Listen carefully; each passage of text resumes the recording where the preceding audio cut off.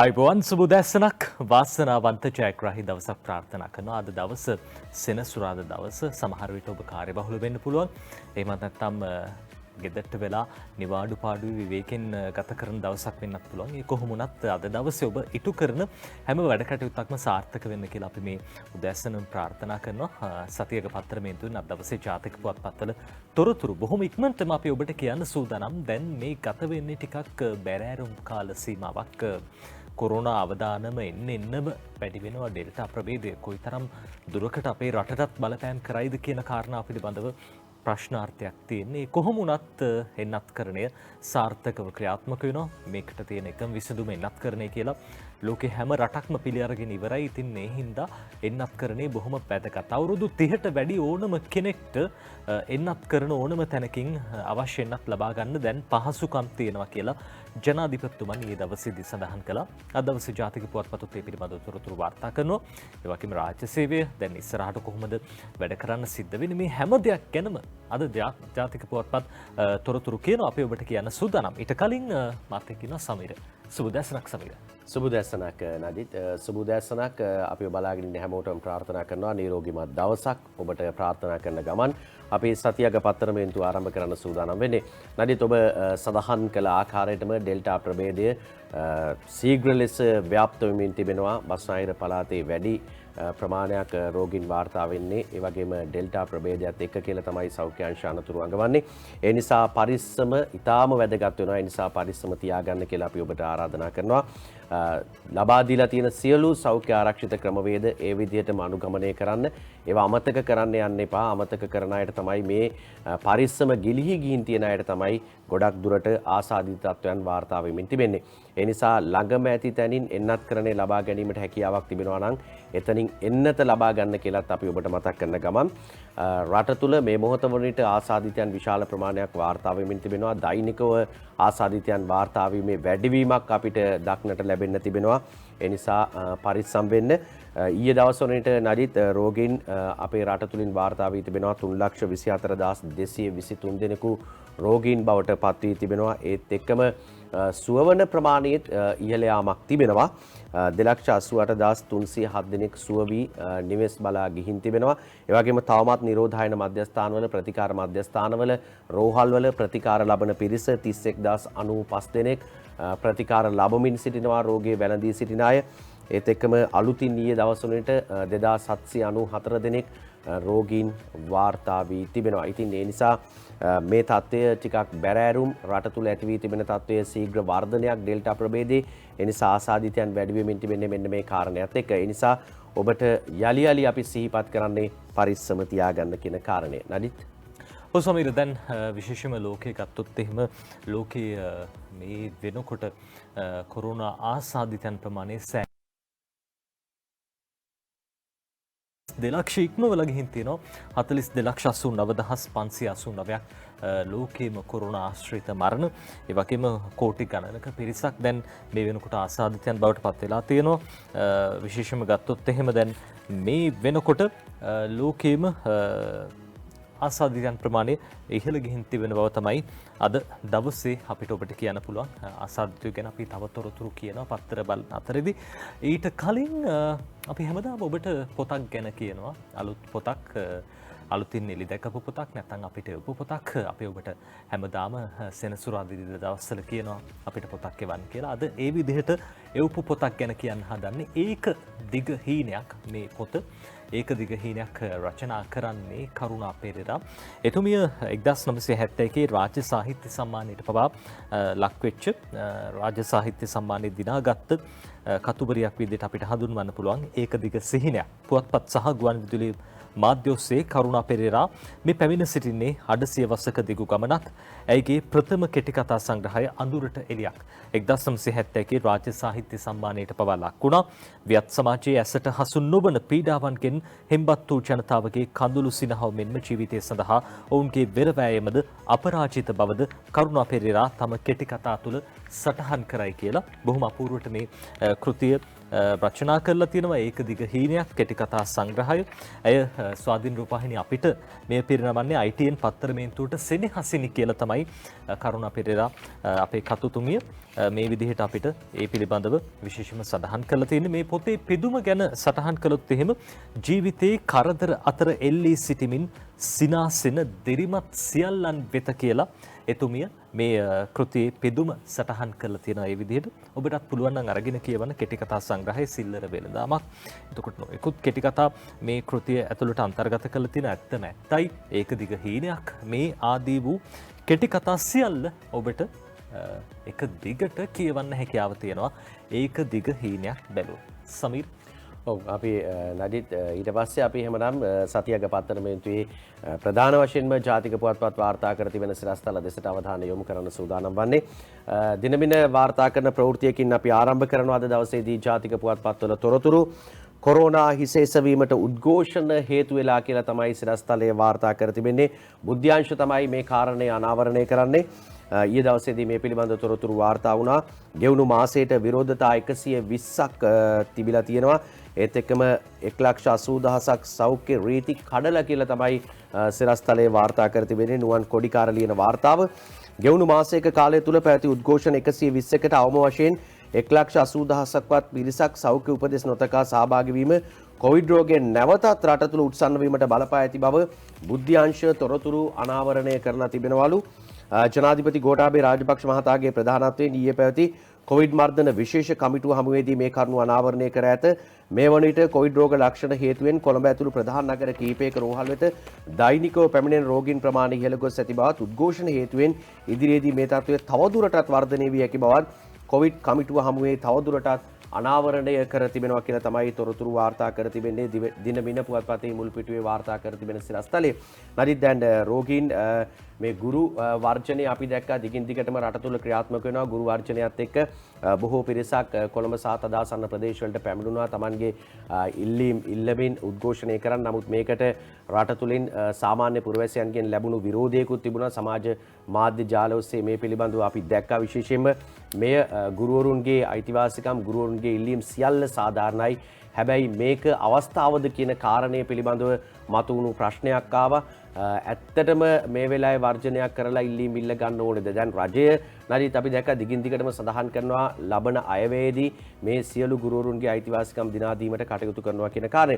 පාර්ලිමේන්තුවේදී නරිත් අපි දැක්කා දැන් සංජීව එදිරිමාන්න පාර්ලිමේන්තු මන්ත්‍රීවරයා සඳහන් කරනවා කතාවක් ප්‍රමිත බණ්ඩාර තෙන්නකෝන් මන්ත්‍රීවරයා ඉන්න වෙලාවේදී විපක්ෂයේ සමගි ජනබලවේගයේ මහලේකම්තුමා රංජිත් මද්දුම් බණ්ඩාර මහත්මයා කතා කරලා අහනවලු තුෂාර ඉන්දුනිල් මන්ත්‍රීවරයාගෙන් ඕගොල්ලෝ උද්ඝෝෂණයට කී දෙනෙක් අරගෙන එනවද කියලා. දැන් ඇත්තටම සැබෑ ගුරුවරුන්ද මේ කොළඹට ඇවිල්ලා උද්ඝෝෂණ කරේ කියන ප්‍රශ්නාර්ථය මතුවලා තිබෙනවා. දැන් ගම්වල කොරෝනා රෝගීන් වැඩි වෙලා තියෙනවා. මේ කාරණයක් එක්ක කියන දේ තමයි මේ බුද්ධ්‍යංශත් තොරතුරු අනාවරණය කරමින් ඉන්නේ. ඔය හැම ගුරුවරයෙක්ම නෙමේ ගුරුවරු සැලකිය යුතු පිරිසක් උද්ඝෝෂණයට එකතු වෙලා ඉන්නවා. හැබැයි හැම ගුරුවරයෙක්ම ඔහොම නෑ. දැන් ඉතින් සිසුන්ටත් මේ ශිෂ්‍යයන්ටත් ගුරුවරුන්ට කියලා දෙන්න වේද මන්ද මේ කොරෝනාව හින්දා මේ විදියට මේ අනවශ්‍ය විදියට ඒක රාශි වෙන්න එපා කියන කාරණාව. ඒ කොහොම වුණත් අපි දැක්කා ජනාධිපති කාර්යාලය අසලදී බොහෝ පිරිසක් එකතු වෙලා හිටියා පහුගිය දවස්වල. මීටරේ දුර තිබ්බද මුවාවරණ පැලඳුවද? ඉතින් ටිකක් හිතන්න ගාල්ලිනුත් අපි දැක්කා ගුරුවරු කිහිප දෙනෙක්ට කොරෝනා ආසාදනය වෙලා තියෙනවා උන්ගේ පවුල සමාජිකයන්ට.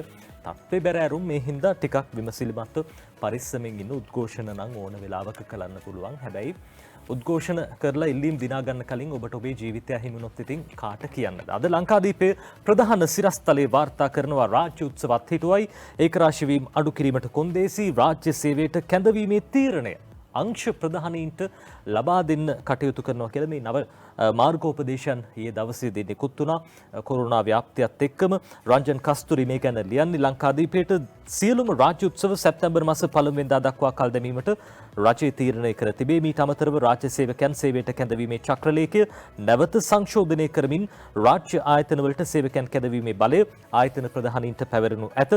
ඒ අනුව රාජ්‍ය ආයතනවලට සේවකයන් අවශ්‍ය ප්‍රමාණයට පමණක් කැඳවිය යුතු අතර ඒ සඳහා අනුගමනය කළ යුතු ක්‍රියාමාර්ග ආයතන ප්‍රධානියා විසින් සැලසුම් කළ යුතුයි. කොරෝනා වෛරසය තදින් පැතිර යමින් තිබෙන හේයින් ජනතාව ඒකරාශී වීම අවම කිරීමේ පියවරක් ලෙස රජයේ නව කොන්දේසි පැනවූ බව කොවිඩ් පාලනය කිරීමේ ජාතික ක්‍රියාන්විත මධ්‍යස්ථානයේ ප්‍රධානී යුද හමුදාපති ජෙනරාල් ශවේන්ද්‍ර සිල්වා මහත්මයා පිළිබඳව පැවසුවා. අවමංගල හා මංගල උත්සව සඳහා සහභාගී කරවා ගත හැකි පිරිසද සීමා කරලා තියෙනවා. ආසන සංඛ්‍යාව 500ට වැඩි නම් උත්සව ශාලාවක පැවැත්වෙන විවාහ මංගල්‍යයකට 150ක උපරිම ධාරිතාවක් තමයි රැස් වෙන්න පුළුවන්. 500ට අඩු නම් උපරිමයේ 100ට යටත්ව ඒ කටයුත්ත සිදු කරන්න ඕනේ. අවමංගල්‍ය උත්සවයකට සහභාගී වෙන්න ඕනේ 25ක පමණ පිරිසක් බවයි ජෙනරාල් ශවේන්ද්‍ර සිල්වා මහත්මයා සඳහන් කළා තියෙන්නේ. බස්නාහිර පළාතේ සහ අනෙකුත් පළාත්වල කොරෝනා වෛරසයේ තදින් පැතිර යමින් පවතින හේයින් රාජ්‍ය සේවකයන් සේවයට කැඳවීම උත්සව පැවැත්වීම පිළිබඳව සලකා බලන්නයි වෛද්‍ය සංගම් සහ සෞඛ්‍ය අංශ වශයෙන් ඉල්ලීම් කරලා තියෙනවා.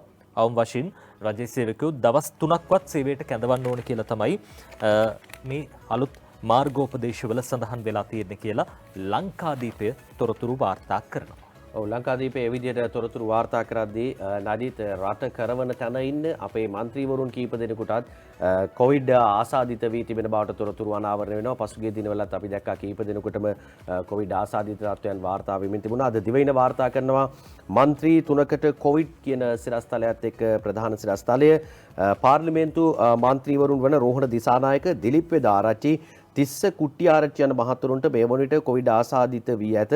ඔවුන් ප්‍රතිකාර සඳහා යොමු වී තිබෙනවා කියලා තමයි කියන්නේ. ඒ අතරින් දිලිප් වෙදාරච්චි මහතා පසුගිය දින 3ම පාර්ලිමේන්තු රැස්වීම සඳහා උදේ සිට සවස දක්වාම සහභාගී වී ඇති බව වේත්‍රධාරී නරේන්ද්‍ර ප්‍රනාන්දු මහතා සඳහන් කර තිබෙනවා දිවයින පුවත්පතට. ඒ වගේම රෝහණ දිසානායක තිස්ස කුට්ටිආරච්චි යන මන්ත්‍රීවරුන් මෙම සතිය තුළ පාර්ලිමේන්තුවට පැමිණ නැතයිද වේත්‍රධාරීවරයා සඳහන් කර තිබෙනවා. මේ අතර කෘෂිකර්ම අමාත්‍ය මහින්දානන්ද අලුත්ගමගේ මහතාද මේ වන විට කොවිඩ් ආසාදිතව ප්‍රතිකාර සඳහා යොමු වී සිටින අතර විමල් වීරවංශ උදේ ගම්මන්පිල යන මහතුරුන් ඇතුළු තවත් මැති ඇමතුරුන් කීප දෙනෙකු මේ වන විට ස්වයං නිරෝධායනය සඳහා යොමු වෙලා තියෙනවා කියලා තමයි තොරතුරු වාර්තා කරන්නේ. ඊට එහා පැත්තෙන් වාර්තා කර තිබෙන සිරස්තලයේ හිරෙයින් රංජන්ටත් කොරෝනා දින කිහිපයකට කලින් මලගෙදරක ගිහිල්ලා කියලා දිවයින වාර්තා කර තිබෙනවා. දැන් පාර්ලිමේන්තුවේ ඉන්න മന്ത്രിවරු 4යි මහින්දානන්ද අලුත්ගමගේ මහතාත් එක්ක දැන් හිරෙයින් රංජන් රාමනායක හිටපු පාර්ලිමේන්තු මන්ත්‍රීවරයාටත් කොවිඩ් ආසාදනය වී තිබෙනවා. ඔහු දින කිහිපයකට කලින් මලගෙදරක ගියා. ඉල්ලීමක් කරලා තිබුණා බන්ධනාගාර කොමසාරිස්වරයාගෙන් ඉල්ලීමක් කළා මේ මලගෙදර ඥාති මලගයක් යන්න ඕනේ කියලා. අඟුණුකොළ පැලැස්ස බන්ධනාගාරයේ රඳවා සිටින දැනට සිරදඬුවම් විදින හිටපු පාර්ලිමේන්තු මන්ත්‍රී රංජන් රාමනායක මහතාට කොවිඩ් ආසාදනය වී තිබෙනවා. ඒ අනුව අඟුණුකොළ පැලැස්ස බන්ධනාගාරයේ කොවිඩ් ප්‍රතිකාර මධ්‍යස්ථානය වෙත යොමු කර තිබෙන බව එම බන්ධනාගාරයේ ප්‍රකාශකයෙක් දිවයිනට සඳහන් කර තිබෙන්නේ. රාමනායක මහතා දැනට දින කිහිපයකට පෙර සිය ඥාතියෙකුගේ නිවසක පැවති අවමංගල්‍ය උත්සවයකට බලධාරීන්ගේ අවසරය මත හිරගෙදර සිට පැමිණ සහභාගී වුණා. එහිදී ඔහු පාර්ලිමේන්තු මන්ත්‍රී හරීන් ප්‍රනාන්දු මහතා ඇතුළු පිරිසක්ද හමු වුණා කියලා තමයි සඳහන් කරන්නයි. තවත් මන්ත්‍රීවරු කිහිප දෙනෙක්ම රංජන් රාමනායක හිටපු මන්ත්‍රීවරයා මේ මලගෙදරට එන බව දැනගෙන ඒ අවස්ථාවට ගිහිල්ලා තිබුණා. ඒ පිළිබඳවත් දැන් අවධානය යොමු වෙනවා. දැන් මේ පුවත්පතේ වාර්තා කර තිබෙනවා හරීන් ප්‍රනාන්දු මන්ත්‍රීවරයා ඔහු එක්ක හිටියා කියලා. තවත් මන්ත්‍රීවරු කිහිප දෙනෙක් හිටියා කියලා තමයි පසුගිය දා තොරතුරු අනාවරණය වුණේ. ඔය අතරේ ලංකාදීපේ කියන වරාය අධිකාරී 600කට කොරෝනා කියලා අද ඉන්දිකා රාමනායක මේ පොත ලියන්නේ. කොළඹ වරාය අධිකාරියේ සේවකයන් 600 දෙනෙකුට ආසන්න පිරිසකට කොවිඩ් ආසාදිත වී ඇති බව වරාය ආරංචි මාර්ග සඳහන් කරයි. විශේෂයෙන්ම දැන් මේ තත්ත්වයක් එක්ක වරායේ වැඩ කටයුතු කොහොමද සිද්ධ වෙන්නේ? කොවිඩ් ආසාදිත සේවකයන් 593 දෙනෙකු ඊයේ පස්වර වන විට නිල වශයෙන් වාර්තා වූ බව සෞඛ්‍ය අංශ තහවුරු කරනවා. මේ සියලු දෙනා ආසාදිතයන් වශයෙන් හඳුනාගෙන ඇත්තේ අහඹු PCR පරීක්ෂණ වලින් බව එම ආරංචි මාර්ග සඳහන් කරනවා. වරායේ PCR පරීක්ෂණ කිරීම ඉක්ුත් මයි මාස සිට නවතා දමා තිබූ බවත් වරාය අධිකාරී PCR පරීක්ෂණ සිදු කළේ නම් ආසාදිතයන් විශාල වශයෙන් හමු විය හැකිව තිබූ බව එහි ප්‍රකාශකයෙක් සඳහන් කළා. මේ සමීර හම්බ වෙලා තියෙන තර අහඹු පරීක්ෂණ වලින් තමයි අහඹු ලෙස ගත්ත PCR පරීක්ෂණ වලින් තමයි 593 දෙනෙකු හම්බ වෙලා තියෙන්නේ. හැමෝම PCR පරීක්ෂණ වලට ලක් කළොත් කීයක් හම්බ වෙයිද? ඒ ගැනත් සෞඛ්‍ය අංශ ටිකක් අවදානමක් පිළිබඳව ප්‍රකාශයට පත් කළා තියෙනවා. මේ ආසාදිතයන් වරායේ සෑම අංශයකින්ම වාර්තා වී ඇති බව වරාය ආරංචි මාර්ග කියනවා. ආසාදිත පිරිස නිවෙස්වල රෝහල්වල හා ප්‍රතිකාර මධ්‍යස්ථානවල ප්‍රතිකාර ලබනවයි කියලා ලංකාදීපය වැඩිදුරටත් තොරතුරු කියනවා. ඔය අතරේ අද ඩේලි මිරර් පුවත්පතේ ප්‍රධාන සිරස්තලයේ වෙන්නේ ටිකක් වෙනස් කාරණාවකට. වෙනස් කියන්නේ බොහෝ දෙනෙක් අපේක්ෂාවෙන් හිටියා සහ තාමත් අපේක්ෂාවෙන් ඉන්නවා මේ ආයි ලොක්ඩවුන් තත්වයකට යයිද රට ආයි වහයිද අද ඩේලි මිරර් ඒකට උත්තරයක් දීලා තියෙනවා no lockdown president decides කියලා මේ ලොක්ඩවුන් තත්වයකට යන්නේ නැහැ ජනාධිපතිතුමන් මේ පිළිබඳව තීරණය කළා තීන්දුව කළා කියලා යුද හමුදාපති ජෙනරාල් ශවේන්ද්‍ර සිල්වා මහත්මයා සඳහන් කරන කාරණාව all state functions are postponed until September 1st 2021 the heads of government institutions are authorized to decide on the number of employees to be called for duty මේ සේවයට පැමිණෙන වාර්තා කරන සේවකයන් පිළිබඳව තීරණය ගැනීමේ අයිතිය ආයතන ප්‍රධානියන්ට හිමි වෙනවා. ඒ වගේම සැප්තැම්බර් 1 වෙනිදා දක්වා සියලු රජයේ ආයතනවල වැඩ කටයුතු දැන් අපි දන්නවා රාජ්‍ය උත්සව දැන් ඒ පිළිබඳව බලන්න වෙන්නේ සැප්තැම්බර් 1 වෙනිදායින් පස්සේ. සැප්තැම්බර් 1 වෙනිදා වෙනකන් ඒ සියල්ල අත්හිටුවන්න කටයුතු කරලා තියෙනවා කියන කාරණාව ඩේලි මිරර් පුවත්පතත් අද ওই විදිහට සඳහන් කරනවා. ඔව් ඊළඟට අපි අවධානය දිනබින පුවත්පතට නඩි දැන් ඔය රට වහන්න ඉල්ලනවා කියලා පිරිසක් සඳහන් කළා. ඊයේ දවසේ අපි දැක්ක නාමල් රාජපක්ෂ අමාත්‍යවරයා රට වහන්න ඉල්ලන්න කලින් උද්ඝෝෂණ ටික නතර කරලා සති දෙකක්වත් අඩුම ගානේ සහයෝගයක් ලබා දෙන්න කියලා රජයට ඉල්ලීමක් කරා. අපි දැක්ක චන්න ජයසුමන රාජ්‍ය අමාත්‍යවරයාත් ඉල්ලීමක් කරනවා ආයාචනයක් කරනවා කියලා කිව්වා. සියලුම ගුරුවරුන්ගෙන් මේ වෙලාවේ සහයෝගයක් ලබා දෙන්න රටට උදව්වක් හැටියට මේ කොවිඩ් වසංගතය ටිකක් සමනය වුණාට පස්සේ අපි ඉල්ලීම් කරමු. අපි මත දෙකක හිටියත් මේ මත පැත්තකින් තියලා රට වෙනුවෙන් උද්ඝෝෂණ සියල්ල නතර කරමු කියන කාරණය තමයි ඉල්ලීමක් කරේ. දැන් ජනාධිපතිතුමා ඊයේ දවසේදී කියනවා රෝහල් වලට එන කොවිඩ් රෝගීන් අපහසුතාවයට පත් කරන්න එපා. ජනපතිගෙන් සෞඛ්‍ය ප්‍රධානීන්ට උපදෙස් දිනමිනයි තොරතුරු වාර්තා කර තිබෙන්නේ. ඒ ප්‍රවෘත්තිය වාර්තා වෙනවා මේ විදිහට කොවිඩ් රෝග ලක්ෂණ සහිතව රෝහල් වෙත පැමිණෙන කිසිදු රෝගියෙකු අපහසුතාවයට පත්වීමට ඉඩ නොතබන ලෙස ජනාධිපති ගෝඨාභය රාජපක්ෂ මහතා සෞඛ්‍ය අංශ ප්‍රධානීන්ට ඊයේ උපදෙස් ලබා දුන්නා. කොවිඩ් රෝග ලක්ෂණ හේතුවෙන් කොළඹ ඇතුළු ප්‍රධාන නගර කිහිපයක රෝහල් වෙත දෛනිකව පැමිණෙන රෝගීන්ගේ ඉහළ යාමක් වාර්තා වී තිබෙන බවත් එලෙස පැමිණෙන රෝගීන් නිර්ණය කිරීමේදී ඇතිවන තදබදයේ හේතුවෙන් ඔවුන් අපහසුතාවයට ලක් නොවිය යුතු බව ජනාධිපතිවරයා අවධාරණය කළා කියලා තමයි සඳහන් කරන්නේ. රෝහල් කිහිපයකම අපි දැක්කා රූපරාමුත් එක්කම රෝගීන්ට යම් අපහසුතාවයක් නැති තිබෙනවා. රෝගීන්ට ඉන්න ඇඳක් නැහැ. මේ වගේ කාරණා වාර්තා වුණා. දැන් ජනාධිපතිතුමා මේකට විසඳුමක් ලබා දුන්නා. නදිත් අපිට මේ පිළිබඳව බලන්නත් පුළුවන්කම ලැබෙනවා. ඔව් අද ඩේලි නිවුස් පුවත්පතත් ප්‍රධාන සිරස්තලයේ විදිහට වාර්තා කරන්නේ මේ කාරණාව. සමීර දැන් ජනාධිපතිතුමන් කියන කාරණාව අද ඩේලි නිවුස් ලියනවා මේ විදිහට president instructs best possible care for covid patient මේ හොඳම ක්‍රමයට හොඳම ආකාරයට මේ විශේෂයෙන්ම කොවිඩ් ආසාදිත ඒ රෝගීන්ට සලකන්න විශේෂයෙන්ම ජනාධිපතිතුමන් උපදෙස් ලබා දීලා තිනවා මේ රෝගීන් අපහසුතාවයට පත් නොවන ආකාරයෙන් කටයුතු කරන්න කියලා.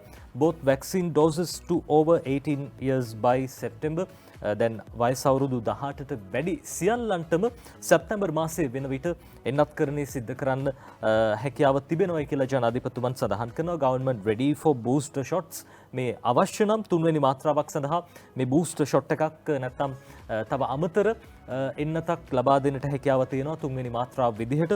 දැන් බොහෝ දෙනෙක් කියනවා ෆයිසර් එන්නතේ තුන්වෙනි මාත්‍රාව ලබා ගත්තොත් ඩෙල්ටා ප්‍රභේදයට එරෙහිව සාර්ථකව ප්‍රතිඵල දක්වනවා කියලා. ඒ නිසා අවශ්‍ය නම් තුන්වෙනි එන්නතකටත් යන්න හැකියාව තියෙනවා කියලා ජනාධිපතිතුමන් සඳහන් කරනවා. ඔය අතරේ protests cause for rapid spread මේ දැන් පහුගිය දවස් අපි දැක්ක උද්ඝෝෂණ පැවැත්වෙනවා. මේ සියල්ලක් නිසාම කොරෝනාව ව්‍යාප්ත වෙන්න එක හේතුවක් වුණා කියලා මේ දැඩි ලෙස ව්‍යාප්ත වෙන්න ඉතාම ශනිකව මේ ව්‍යාප්ත වෙන්න හේතුවක් වුණා කියලා ජනාධිපතිතුමන් වැඩිදුරටත් තොරතුරු සඳහන් කළා. අද ඩේලි නිවුස් පුවත්පත ඔය ගැන කියන්නේ ජනාධිපතිතුමන් මේ පිළිබඳව සඳහන් කළේ සමීර දැන් ඊයේ දවසේ පැවැත්වුණා මේ කොවිඩ් මර්ධන කාර්යසාධක බලකාය විශේෂයෙන් මේ කොවිඩ් මර්ධනයට කැපවෙච්ච බොහෝ පිරිසක් එකතු වෙන තැන ජනාධිපතිතුමාගේ ප්‍රධානත්වයෙන් මේ රැස්වීම පැවැත්වුණේ. එහිදී තමයි ඔය තීන්දුව තීරණ ගත්තේ. අපි බලමු මොනවද ජනාධිපතිතුමන් වැඩිදුරටත් කිව්වේ කියලා. කොවිඩ් මර්ධන විශේෂ කමිටුවේ රැස්වීමක් ජනාධිපති කාර්යාලයේදී ජනාධිපති ගෝඨාභය රාජපක්ෂ මැතිතුමාගේ ප්‍රධානත්වයෙන් පැවැත්වුණා. කොරෝනා රෝග ලක්ෂණ හේතුවෙන් කොළඹ ඇතුළු ප්‍රධාන නගර කිහිපයක රෝහල් වෙත දෛනිකව පැමිණෙන රෝගීන්ගේ ඉහළ යාමක් වාර්තා වනවා. මෙසේ රෝගීන් පැමිණීම හේතුවෙන් ඇතිවන තදබදය නිසා ඔවුන් අපහසුතාවයට ලක් නොවිය යුතු බවයි ජනාධිපතිතුමා මෙහිදී ප්‍රකාශ කළේ. ප්‍රධාන නගර කිහිපයක් ආශ්‍රිතව අතරමැදි ප්‍රතිකාර මධ්‍යස්ථාන මීට මාස කිහිපයකට පෙර සිටම සූදානම් කර තිබෙනවා. එබැවින් රෝගීන් එම මධ්‍යස්ථානවලට යොමු කර ඔවුන්ගේ තත්ත්වය අනුව රෝහල් කරා යොමු කිරීමේ අවශ්‍යතාවය ජනාධිපතිතුමා පෙන්වා දුන්නා. මේ හොස්පිටල් මැනේජ්මන්ට් එක ඒක තමයි අපි හරියට කරගන්න ඕන. විශේෂයෙන්ම වෙන්නේ මේ ඔක්කොම ආවම එක වාට්ටුවක ඒගොල්ලෝ ස්ක්‍රීන් කරනවා. එතකොට වෙන්නේ මේ එන ඔක්කොම පිරෙනවා. දැන් අපිට සීදුව තියෙනවා. සීදුවේ ඇඳන් 1100ක් තියෙනවා. අපිට රාගම හොස්පිටල් එකට පුළුවන් නම් ඔය මුලින් එන අය ස්ක්‍රීන් කරන එක සීදුවේ කරන්න. එතකොට කිසිම ප්‍රශ්නයක් නැහැ. එන අය කොහොම ඇඳන් වලටත් දාත හැකි. ඊට පස්සේ චෙක් කරත හැකි. ඊට පස්සේ හෝම් මැනේජ්මන්ට් යවන අය හෝම් මැනේජ්මන්ට් යවන්න පුළුවන්. ඊට පස්සේ හොස්පිටලයිස් කරන අය හොස්පිටලයිස් කරන්න පුළුවන්. දෙවන එන්නත් මාත්‍රාව ලබා දෙන ඕනෑම මධ්‍යස්ථානයකින් වයස අවුරුදු 30ට වැඩි ඕනෑම අයෙකුට පළමු මාත්‍රාව ලබා ගැනීමට පහසුකම් සැලසීමටද මෙහිදී තීරණය කෙරුණා. වයස අවුරුදු 30ට වැඩි සියලු දෙනාට එන්නත් මාත්‍රා දෙකම සැප්තැම්බර් මාසයට පෙර ලබා දීමට හැකිවන පරිදි ඇනවුම් කර තිබෙනවා. එහෙත් රෝගය පැතිර යාම වැළැක්වීමට ජනතා සහාය අත්‍යවශ්‍ය බැවින් ඇතමුන්ගේ හැසිරීම හිදී කනකාටුදායක බවයි විශේෂඥ වෛද්‍ය ප්‍රසන්න ගුණසේන මහතා කියා සිටියේ.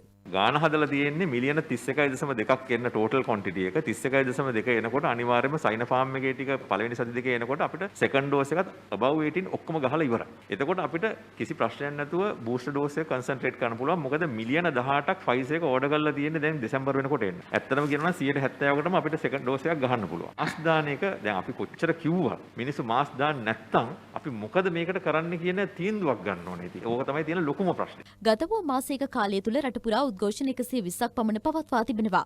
එයින් එක් උද්ඝෝෂණයකට අවම වශයෙන් 1500කට අධික පිරිසක් සහභාගී වී තිබෙනවා.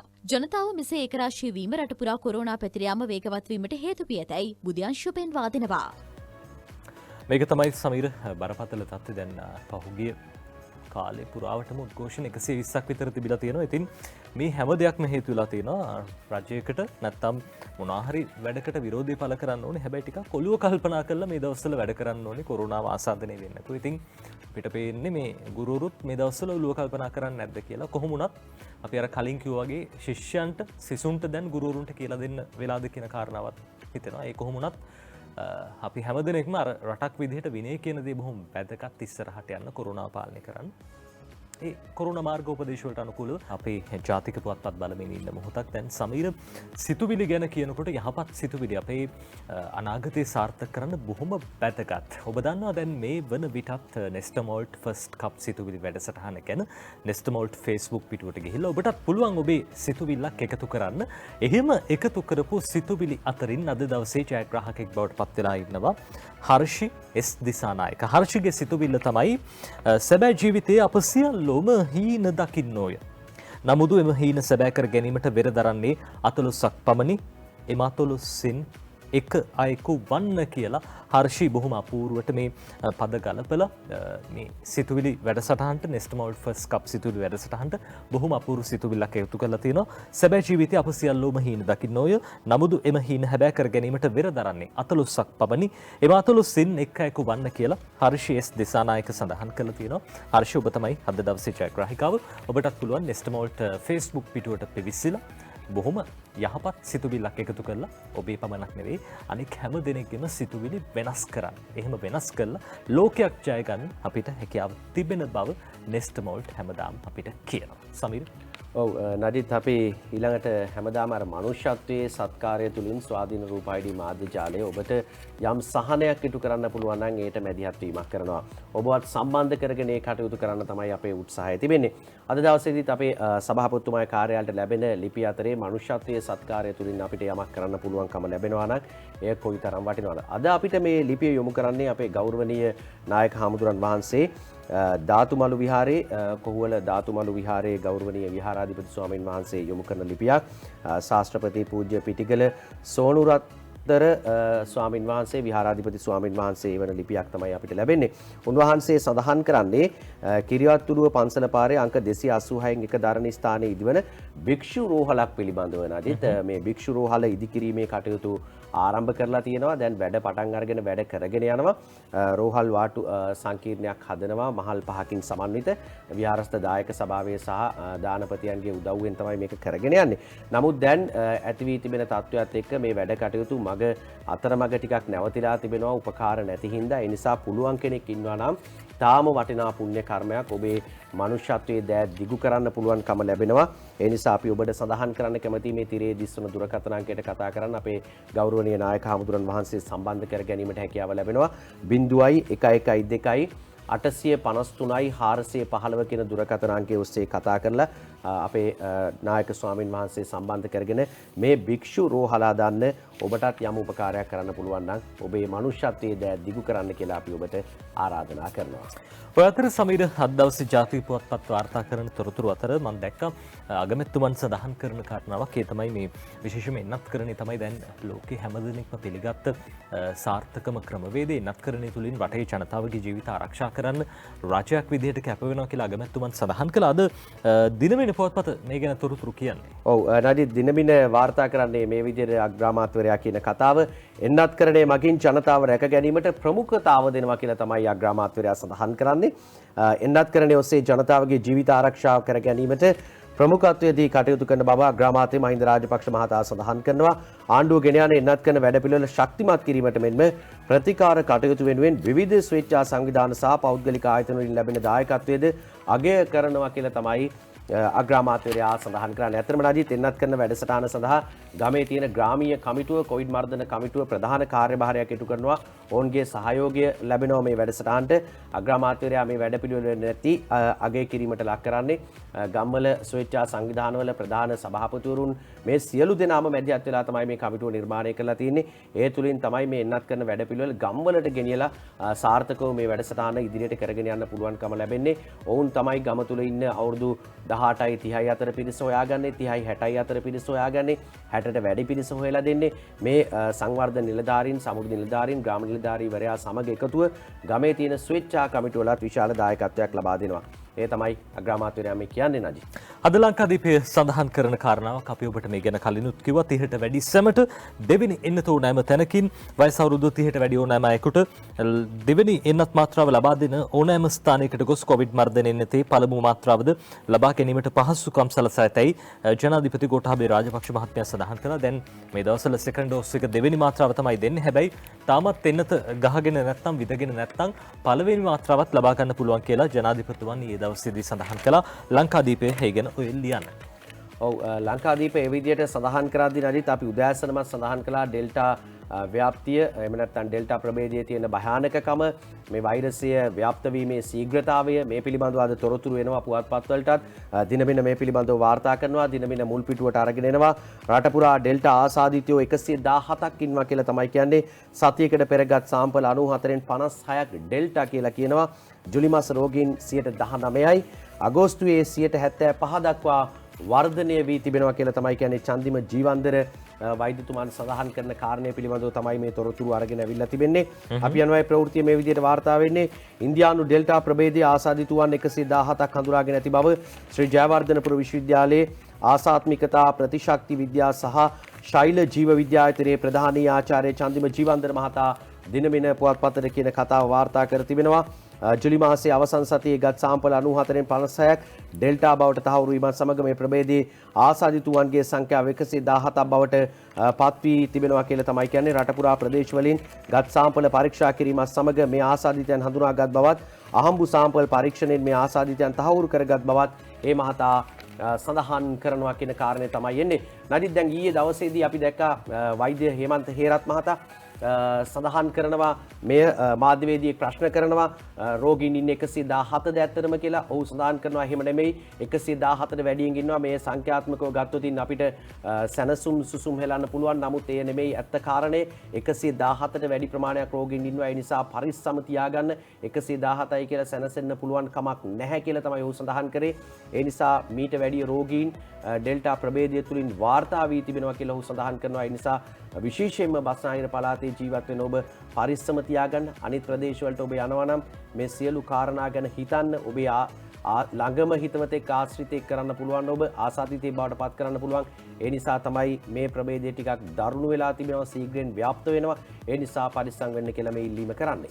ඒ අතර ලංකාදීපයේ කියනවාද විශේෂඥ වෛද්‍යවරුන්ගේ සංගමයේ සඳහන් කරන කාරණාවක් ඔවුන් අවවාදයක් දෙනවා සහ විශේෂයෙන්ම මේ වර්ජන අත්හිටුවන්න කියලා ඔවුන් ඉල්ලීමක් කරනවා. අද ලංකාදීපයේ ලියන්නේ මෙහෙම ඩෙල්ටා රකුසා රට පුරාම ගුරු වර්ජනයත් හිටවන්න විශේෂඥ වෛද්‍ය සංගමය කියලා තමයි මේ ලංකාදීපයේ සිරස්තලය ওই විදිහට යොදලා තියෙන්නේ. රංජන් කස්තුරි මේ ගැන ලියන්නේ මාරාන්තික කොරෝනා වසංගතයේ ඉතා තදින් පැතිර යමින් තිබෙන හේයින් ගුරුවරුන්ගේ සහ විදුහල්පතිවරුන්ගේ විරෝධතා ව්‍යාපාර తాවකාලිකව අත්හිටවන්නයි ඉල්ලා සිටින බව විශේෂඥ වෛද්‍යවරුන්ගේ සංගමය සඳහන් කරනවා.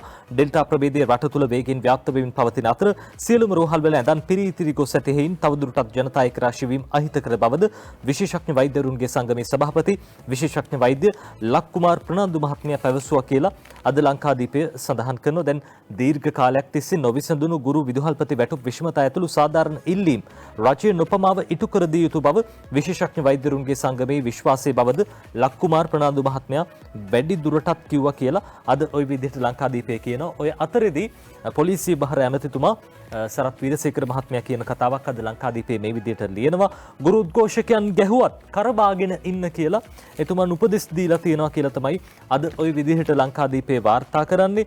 ගුරු උද්ඝෝෂකයන් ගැහුවත් කරබාගෙන ඉන්න ඇමති සරත්කින් පොලිසියට උපදෙස් සුජිත් හේවාචුලිගේ සහ අංජුල මහික වීරරත්න ලියන්නේ උද්ඝෝෂණයේ යෙදී සිටින ගුරුවරුන් හෝ වෙනත් කිසිවෙකු ගැහුවත් කරබාගෙන සිටින ලෙසට පොලිස් නිලධාරීන්ට උපදෙස් දියතයි මහජන ආරක්ෂක අමාත්‍ය විශ්‍රාමික රියාද් මිරාල් සරත් වීරසේකර මහත්මයා පාර්ලිමේන්තුවේදී මේ ප්‍රකාශ කළා තියෙන. දැන් අපි දැක්කා මේ මහරගම ඔයිසි මහත්තයාට දැන් ওই කරබාගෙන හිටියත් මේ උද්ඝෝෂකයෝ පහර දීලා එතුමගේ ඇඟිලි දෙකකටත් හානි සිද්ධ වෙලා තිබ්බා. බරපතල හානි සිද්ධ වෙලා තිබ්බා. ඒ කෙසේ වෙතත් පොලිසිය උද්ඝෝෂණයේ යෙදී සිටින එක ගුරුවරයෙකුට හෝ ළමයෙකුට මෙතෙක් පහර දී ගුරුවරයෙකුට හෝ වෙනත් කිසිවෙකුට මෙතෙක් පහර දී නැතයිද හෙතෙම සඳහන් කළා. කෙසේ වෙතත් උද්ඝෝෂණකරුවන් පිරිසක් පාර්ලිමේන්තු පිවිසුම අසලදී කළ ක්‍රියාවකින් පොලිස් නිලධාරියෙකුගේ ඇඟිලි දෙකක් කැඩී ගොස් ඇති බවත් ඒ සම්බන්ධයෙන් විපක්ෂයේ මේ දක්වා අඩුතරමින් කනගාටුවක් පළ කර නැති බවත් වීරසේකර මහත්තයා පාර්ලිමේන්තුවේදී කිව්වා. උද්ඝෝෂණකරුවන් කිසිවෙකුටත් කිසිම ආකාරයකින් හෝ අත තැබීමට හෝ හිංසා කිරීමට කටයුතු නොකරන ලෙසට තමන් පොලිසියට උපදෙස් දුන්නා කියලා ඇමතිතුමා වැඩිදුරටත් කිව්වා. ඉතින් ඇමතිතුමා පොලිසිය පැත්තෙන් එහෙම වුණාට උද්ඝෝෂකයෝ එහෙම නැහැ.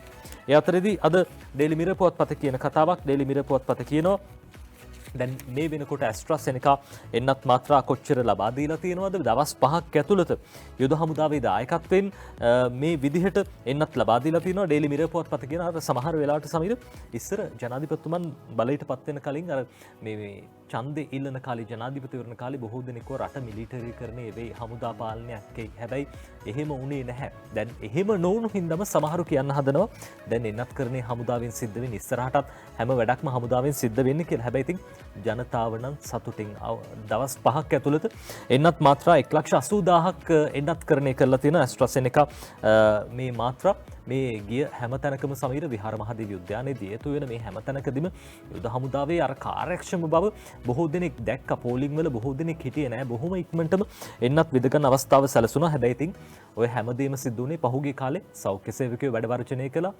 මහජන සෞඛ්‍ය පරීක්ෂකවරු මේ හරියට රාජකාරී ඉටු කළේ නෑ. හැබැයි මේ හැමදෙනෙක්ම දැන් සුපුරුදු විදිහට වැඩ කරගෙන යනවා. ඔවුන්ගේ සේවයත් අපි අගයනවා. හැබැයි හමුදාවේ සේවය අපි ඊට ඉහළින් තියලා අගය කරන්නේ. මොකද දැන් දවස් 5ක් ඇතුළත 1,80,000ක් එන්නත් ලබා දීලා තියෙනවා. ඩේලි මිරර් කියනවා army inoculates over 180,000 with AstraZeneca second dose within 5 days කියලා මේ දවස් 5ක් ඇතුළත මෙච්චර ප්‍රමාණයක් එන්නත් කරණය සිද්ධ කළා තියෙනවා. ඔය අතරේදී ඩේලි මිරර් පුවත්පත කියන තවත් කාරණාවක් booster shot if required අවශ්‍ය නම් මේ booster shot එකක් අපි කලිනුත් කිව්වා මේ පිළිබඳව අවශ්‍ය නම් තුන්වෙනි මාත්‍රාවක් එන්නත් කරණය කරන්නත් දැන් අවධානය යොමු වෙලා තියෙනවා කියලා ඩේලි මිරර් පුවත්පත කියනවා. අපි ලංකාදීපෙන් තවත් පුවත් කීපයක් තෝරගන්නවා. ඒ තමයි ලංකාදීපේ කියනවා කොරෝනා මරණ නගී කියලා.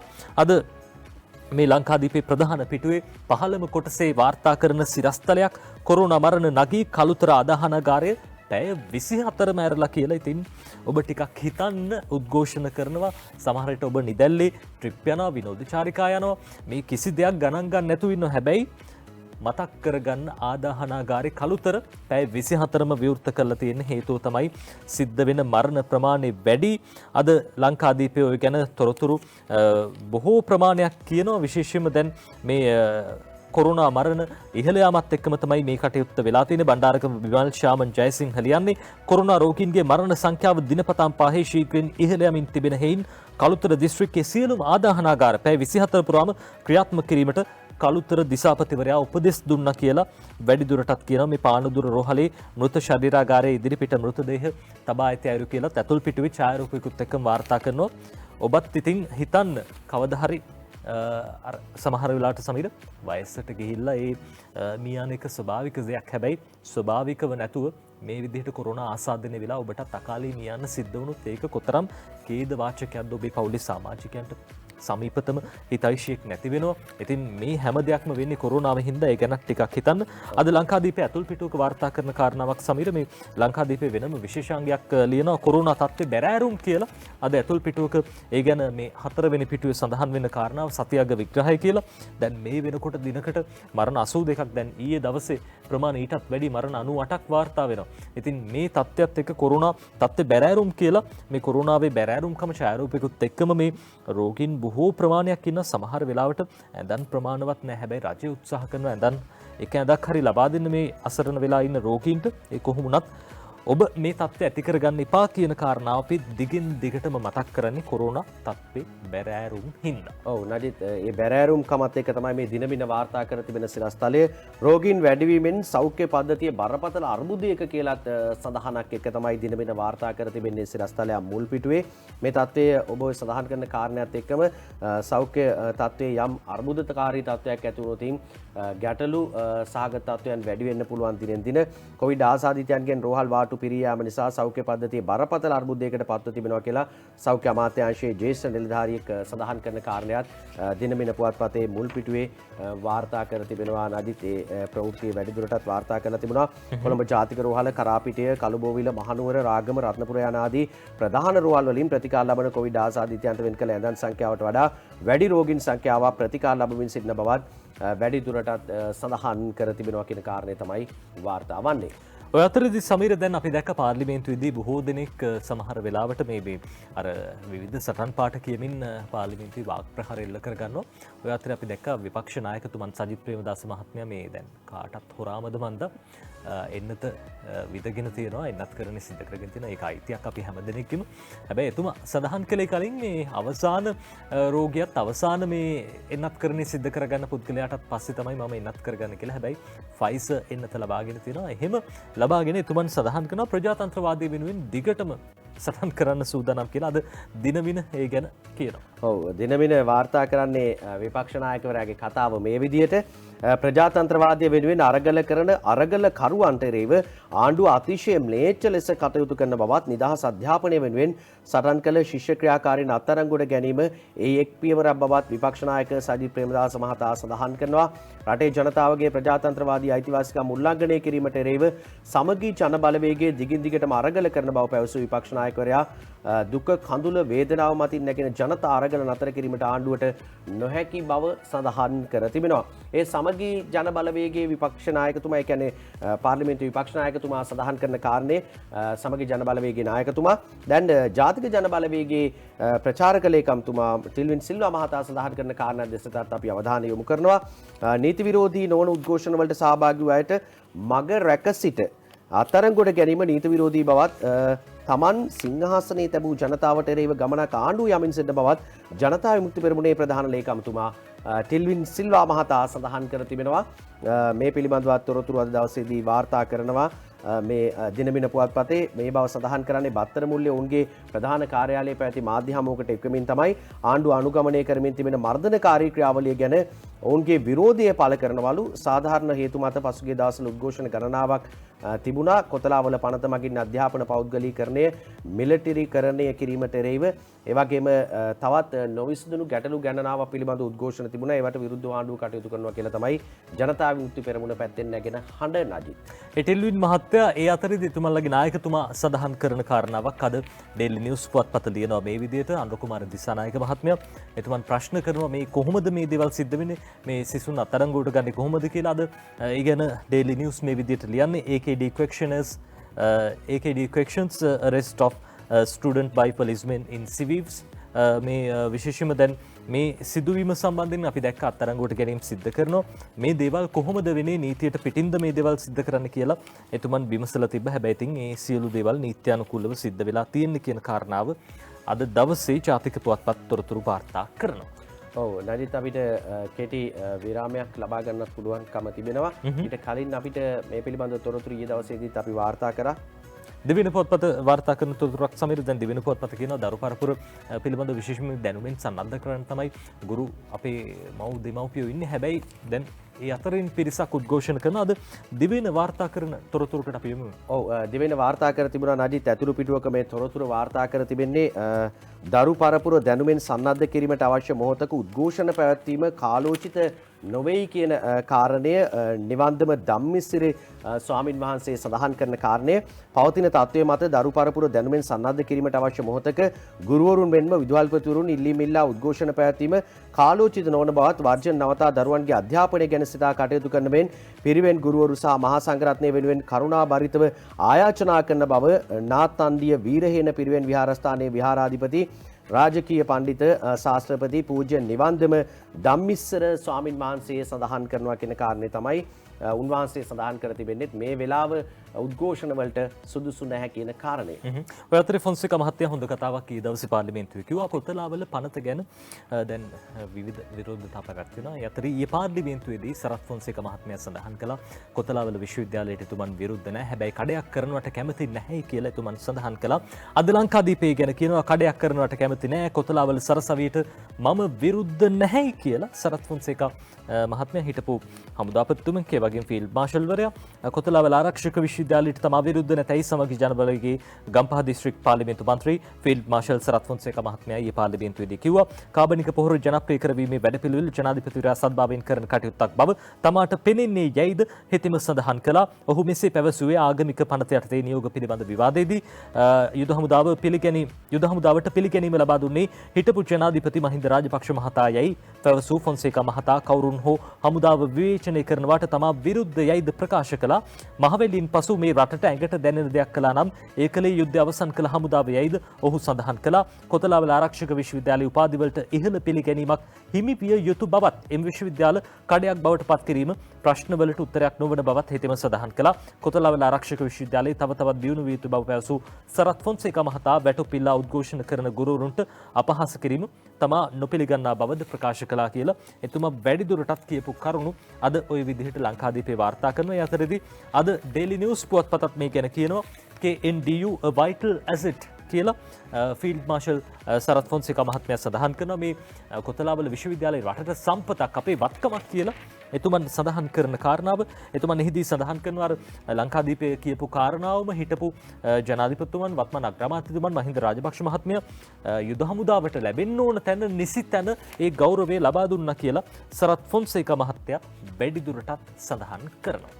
අපි ඊළඟට අවධානය දිනමින පුවත්පතේ පසුගිය දිනවල කතා බහ කරපු ප්‍රධානම මාතෘකාව අද තව සිරස්තලයක් හැටියට දිනමින පුවත්පතට අරගෙන අවිලා තියෙනවා. සමගි ජනබලවේගයේ පාර්ලිමේන්තු මන්ත්‍රී රිෂාඩ් බදියුදීන් මහතාගේ නිවසේ දැරියක් මිය යාම සිද්ධිය සම්බන්ධයෙන් තොරතුරු වාර්තා වෙන්න ඇති. ඉෂාලිනීගේ මරණයට රිෂාඩ්ගේ බිරිය සහ මාමණ්ඩිය වග කියන්න ඕනේ කියලා තමයි මේ කතාවෙන් කියන්නේ. පාර්ලිමේන්තු මන්ත්‍රී රිෂාඩ් බදියුදීන් මහතාගේ නිවසේදී දැරියක පිලිස්සුම් තුවාල සහිතව මියගිය සිද්ධියට අදාළව මන්ත්‍රීවරයාගේ බිරිය සහ මාමණ්ඩිය වග කිව යුතුයයි පොලිස් මාධ්‍ය ප්‍රකාශක ජ්‍යෙෂ්ඨ නියෝජ්‍ය පොලිස්පති නීතිඥ අජිත් රෝහණ මහතා සඳහන් කර තිබෙනවා. පොලිස් මාධ්‍ය ප්‍රකාශකවරයා සඳහන් කරන්නේ දැරියගේ මරණය සම්බන්ධයෙන් කරුණු 3ක් යටතේ විමර්ශන කරනවලු. දැරිය මිය ගියේ කෙසේද? ලිංගික අපයෝජනයට ලක් වී ඇද්ද? දැරිය කූරත්වයට ලක්ව ඇද්ද යන්න ඒ අනුව පර්යේෂණ කෙරෙන බවත් පොලිස් මාධ්‍ය ප්‍රකාශකවරයා වැඩි දුරටත් සඳහන් කර තිබෙනවා කියලා තමයි නජිත් සඳහන් කර තිබෙන්නේ. ඒ අතරේ අද දවසේ පාස්කු ප්‍රහාරය පිළිබඳව බොහෝ තොරතුරු වාර්තා කරන විශේෂයෙන්ම දැන් හේමසිරි මහත්මයා ඒ වගේම පූජිත මහත්මයා මේ දෙන්නට අප ලබා දෙන්නට කටයුතු කළා තිබා. අද දවසේ තොරතුරක් වාර්තා කරනවා ඒ පිළිබඳව. ඔව් ඒකත් දිනමින පුවත්පතයි වාර්තා කරන්න අදිත් පාස්කු දින ප්‍රහාරය සම්බන්ධ තොරතුරු හේමසිරිට පූජිත අධිචෝදනා 27 දා බාර දෙන්නයි නියෝග කර තිබෙනවා. පාස්කු දින ප්‍රහාරය සම්බන්ධයෙන් හිටපු ආරක්ෂක ලේකම් හේමසිරි ප්‍රනාන්දු සහ හිටපු පොලිස්පති පූජිත් ජයසුන්දරට 27 වෙනිදා අධිචෝදනා පත්‍ර බාර දෙන්නයි අධිකරණ ඊයේ නියෝග කළා කියලා තමයි මේ වාර්තාවත් සඳහන් කර තිබෙන්නේ. ඒ අතරේ පාස්කු ප්‍රහාරයට සම්බන්ධ අපි දන්නවා කොච්චිකඩේ දේවස්ථානයේ දැඩි අලාභ හානි සිද්ධ වුණා. මිනිස් ජීවිත රැසකට හානි වුණා. හැබැයි ලංකාදීපේ කියනවා කොච්චිකඩේ පල්ලියේ බෝම්බකරුගේ පියාන් නිදහස් කළා කියලා.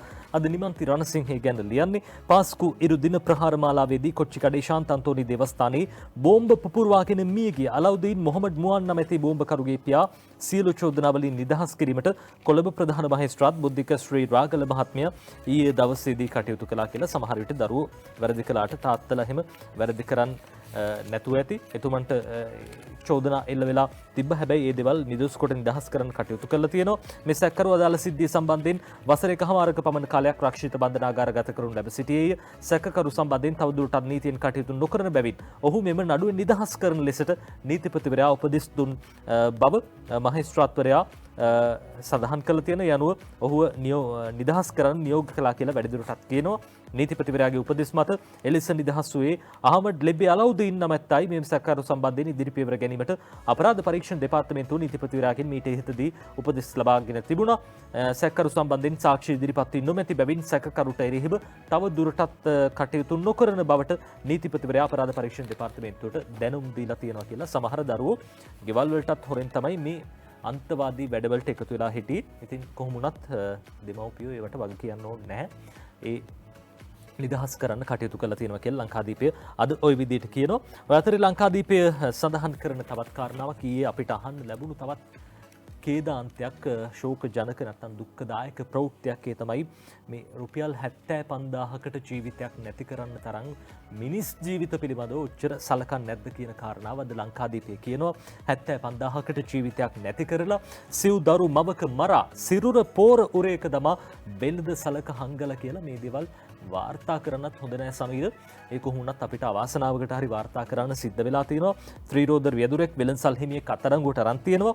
පහරදී ගෙල සිර කර ඝාතනය කළ බව කියන 55 හැවිරිදි කාන්තාවකගේ බලසිරුරක් පොහොර උරේක දමා වාලච්චේන ඔට්ටමාවඩි ප්‍රදේශයේ වෙළඳ සලක සංගවා තිබෙදී වාලච්චේන පොලිසිය විසින් පෙරේදා රාත්‍රියේදී සොයාගෙන තියෙනවා කියලා වැඩිදුරටත් මේ පුවතට අවධානය යොමු කළත් එහෙම තොරතුරු කියනවා.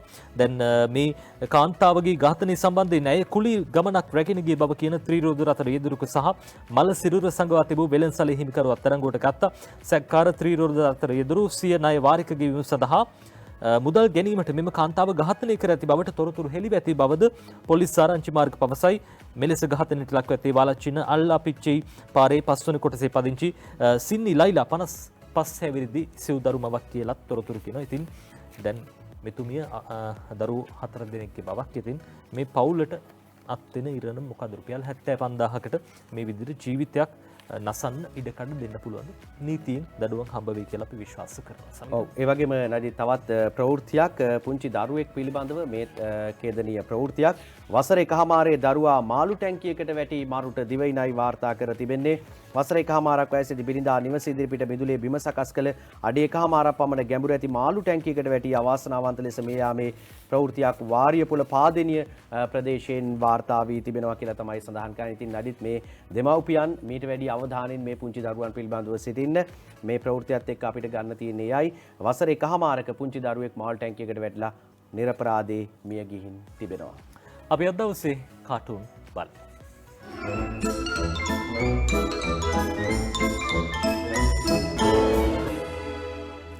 මේ දවස්වල හැමතැනම වර්ජන සමීර වර්ජන අතරදී ඔන්ලයින් වර්ජනයක් සිද්ධ වෙනවා. අද ශ්‍රීකාන්තගේ ශ්‍රී දූපත කාටුනේ දිනමින පුවත්පතට අඳින මේ දෙන්නෙක් කතා වෙනවා. බලන්න මොනවාද කතා වෙන්නේ. අපේ දරුවන්ගේ මාර්ගගත අධ්‍යාපනයේ වැහිල් නැවතිලා සෑහෙන කාලයක් වෙනවා සර්. අපේ දරුවන්ගේ මාර්ගගත අධ්‍යාපනයේ නැවතිලා සෑහෙන කාලයක් වෙනවා සර්. වෙන්න බෑනේ බං.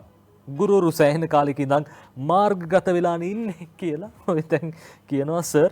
වෙන්න බෑනේ බං. ගුරුවරු සෑහෙන කාලෙක ඉඳන් මාර්ගගත වෙලානේ ඉන්නේ කියලා ඒ ගුරුවරයෝ මාර්ගගත වෙලා උද්ඝෝෂණ කරන්නේ. මාර්ගයට ඇවිල්ලින්නේ. අපි යනවා ඊළඟට නදී තිස්ස හේවා විස්සගේ හිනාවැස්ස කාටුන් එකට බලන්න පොඩ්ඩක් කවුද මේ ඉන්නේ කියලා. පේන විදිහට නම් පවිත්‍රා ඇමතිතුමිය වගේ කෙනෙක් ඉන්නවා. තිස්ස හේවා විස්සගේ හිනාවැස්ස කාටුන් එකේ ඇස් දෙක දැස් බැඳලා ඉන්නවා. කනට ඇබේකුත් ගහගෙන ඉන්නවා. කියන කිසි දෙයක් සහ කිසි දෙයක් පේන්නේ නැහැ. හැබැයි උඩින් තියෙන්නේ රෝගීන් වැඩි වුණත් නව රැල්ලක් මතු වී නැහැ කියලා තමයි කියන්නේ. අර කතාවක් පසුගිය දවස්වල තිබුණා නඩිත් සමාජගත වෙලාද කියලා ඇහුවානේ දිගටම. තාමත් සමාජගත වෙලා නැහැ කියලා තමයි ඒ කට්ටිය කිව්වේ. එතුමිය මේකත් හැබැයි ඒ අර වගේ මේ එකක්. ඇස්කං වලට ඇබගාගෙන දෙන්න කියලා අන්න හිතෙන තරමට ඔය කාටුන් එක ඇඳලා තියෙන කන් දෙකේ දැව දෙයක් ගහගෙන ඇස් දෙකත් වහගෙන ඉතින් එතකොට නම් පේන්නේ නැතුව ඇති. කොමුණත් ලංකාදීප පුවත්පත අද අඳින කාටුනේ පංකජ රුවින්දගේ සරදම් කාටුනේ තමයි මේ රෝගීන් වැඩි වුණත් නව රැල්ලක් මතුවලා නැතිලු. රෝගීන් වැඩි වුණත් නව රැල්ලක් මතුවලා නැතිලු කියලා මේ පංකජ රුවින්දගේ සරදම් කාටුනේ අපි බලන්නේ ලංකාදීප පුවත්පතේ. රෝගීන් වැඩි වුණත් නව රැල්ලක් මතුවලා නැතිලු කියලා කියනකොට අනිත් එක්කෙනා කියනවා සමාජගත වෙලත් නැතිලුද සෑර් සමාජගත වෙලත් නැතිලුද සෑර්. මේ අපි කියලා වැඩක් නැහැ කාටුන් එක අංජන ඉන්ද්‍රජිත්ගේ බලන්න රනිල් වික්‍රමසිංහ මහත්මයා වගේ කෙනෙක් ඉන්නේ මේකේ. කවුරු චෝදනා කළත් රටේ ආර්ථිකය හදන්න පුළුවන් එජාපයට පමණයි කියලා රුවන් කියනවා කියලා කියනවා. අනිත් එක්කෙනාත් එක්ක කතා වෙද්දී අනිත් එක්කෙනා කියනවා කවුරු කොහොම කිව්වත් රටේ ආර්ථිකයට ලොකුම පහර වැදුනේත් එජාපයෙන්නේ කියලා කියනවා. ඔය අතරදී මේ තලංගේ ඒතුමා කාටුනේ අපි තෝරගන්නවා. කවුද මේ ඒතුමා බලන්නකො තේරෙයි ඉස්සරහට යනකොට. මේ දැන් කියන ආර්ථිකයේ වැටිලා ඉම්රාන් ખાන් අගමැති නිවස කුලියට දෙන්න යනවලු. ආර්ථිකයේ වැටිලා ඉම්රාන් ખાන් අගමැති නිවස කුලියට දෙන්න යනවලු කියලා කියනකොට ඉතින් මේ අහගෙන ඉන්න කෙනා කියන ඉතින් මට කියන්නේ ඕක අරයට කියපන්කෝ. ඉතින් මට කියන්නේ ඕක අරයට කියපන්කෝ කියලා. එතකොට කියනවා නෑ සර් මම මේ සර්ට මතක් කළේ ඔබතුමානේ එදා කිව්වේ අවුරුදු 5න් පස්සේ පොළොන්නරුවේ පදිංචියට යනවා කියලා. කියලා කියනකොට එතුමා කියනවා හරි දැන් ඔය ඉම්රාන්ගේ ගෙයි කුලිය ගන්නෙ කවුද? හරි දැන් ඔය ඉම්රාන්ගේ ගෙයි කුලිය ගන්නේ කවුද කියලා. ඉතින් ඒවනම් අපි දන්නේ නැහැ කොහොම වුණත් ඉතින් එතුමා පොළොන්නරුවට යනවායි කියලා දැන් ඉන්නේ කොළඹ. අද හේතුමා කාටුනේ මේ තලං අඳින්නේ. මේ අංජනගේ කාටුන් එකට අපි යන්නේ දෙන්නෙක් කතා වෙනවා මේ විදිහට. දැන් මේ පාර්ලිමේන්තුවේ වෙච්ච කතාවක් තමයි නදිත් මේ කතා කරන්නේ. කොරෝනා මර්ධන වැඩට മന്ത്രി වැටුපෙනුත් කපා ගන්න කියලා අමරවීර කියනවා කියලා කියනවා. කී දෙනෙක් කැමති වෙයිද දන්නේ නැහැ කියලා කියනවා. දැන් මේ කතාව කියලා අමරවීර අමාත්‍යවරයාට එළියට යන්න පුළුවන් වුණාද දන්නේ නැහැ නදිත්. ඔහුට යන්න පුළුවන් වුණාද කියලා දන්නේ නැහැ. මොකද අපේ වැටුපෙනුත් කපා ගන්න මොකද කිව්වේ කියලා අහනවද දන්නේත් නැහැ. අපි කාටුන් අවසන් කරන්න සූදානම් වෙන්නේ කවියක් තෝරගත්ත ඇත්ත නැත්ත කවිය දිනමින පුවත්පතේ බොහොම ඉක්මනටම කියන්නම්. සේවයේ යෙදී ඇති සමහර උගත් වූ උද්ඝෝෂණ කරති තැන තැන සවුත්තු කොරෝනා සමේ නොදෙන ඔරොත්තු කොහොමද කරන්නේ ජනයා නඩත්තු. ඩෙල්ටා පැතිර යන පරිසරයක වේගෙන් බෝවිද සැකයයි ඒක හටකාගෙන් සැකයි ඒක හටකාගෙන් ටික කාලයකට ගැලවෙන තුරු මේ රෝගෙන් විමසිලිමත්ව ජීවත් වෙමු සහයෝගයෙන් කියලා අද රටේ මුල්ලේ මුදන් නායක ওই විදිහට දිනමින පුවත්පතට මේ කවිය ලියන්නේ. විමසිලිමත්ව ජීවත් වෙමු සහයෝගයෙන් ටික කාලයකට ගැලවෙන තුරු මේ රෝගෙන් කියලා තමයි ওই විදිහට කියන්නේ. ඉතින් අපි විමසිලිමත් වෙමු ටික කාලයකට හරි. එතකොට මේ රෝගෙන් ගැලවෙන්න හැකියාව තියෙනවා. කොච්චර කිව්වත් ඉතින් ඕක තමයි කරන්න බැරි. එහෙමුණත් කරන්න ඕනේ කලේ නැත්තම් අපිටත් වෙන්නේ අර පැය 24ම විවෘත වෙලා තියෙන මේ කනත්තකට යන්න කොහොමුණත් ඉතින් එහෙම වෙන්න උත්සාහ කරන්න එපා. අපි ඔබට කියන්නේ පරිස්සම් වෙන්න. පළවෙනි වතාවට දෙවෙනි වතාවට නෙමෙයි තුන්වෙනි වතාවට නෙමෙයි 100,000 වතාවක් පරිස්සම් වෙන්න. ඒක බොහොම වැදගත්. සමීප ඔව් විමසිලිමත්ව පරිස්සමෙන් සහයෝගයෙන් ජීවත් වෙමු කියන පණිවිඩයත් එක්ක අපි අද දවසේදී සමුගන්න සූදානම් වන්නේ ඔබට නිරෝගිමත් හෙට දවසක් ප්‍රාර්ථනා කරමි.